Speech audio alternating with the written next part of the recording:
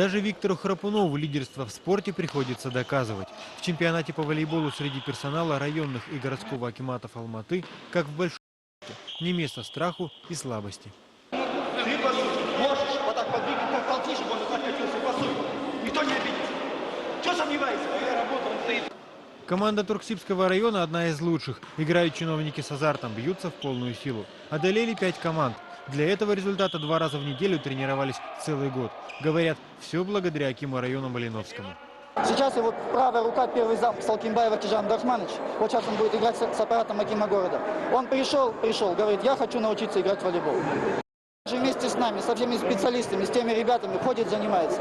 А когда ходит руководство, в принципе, специалистам сам Бог велел.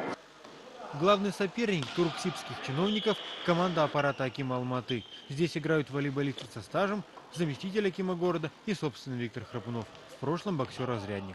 Видите, он все потные бегает, это же хорошо. Все шлаки выходят, эмоции все остаются на площадке. За усилиями алматинских чиновников наблюдает Данияр Талыкбаев. 14-летний подросток влюблен в волейбол. Играет уже 6 лет. Популяризация вида среди больших людей мальчика радует. Но стоящих соперников Данияр на площадке не видит.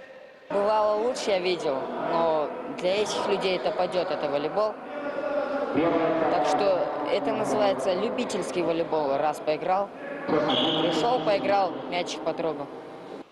Волейбольные соревнования среди персонала акиматов проходят уже не первый год. Команда Виктора Храпунова осталась непобедимой и в этот раз. За первое место пришлось серьезно побороться с турксибскими волейболистами. Третье место сегодня досталось Бастандыкскому акимату. Александр Габченко, Нурлан Досмагомедов, Информбюро, 31 канал.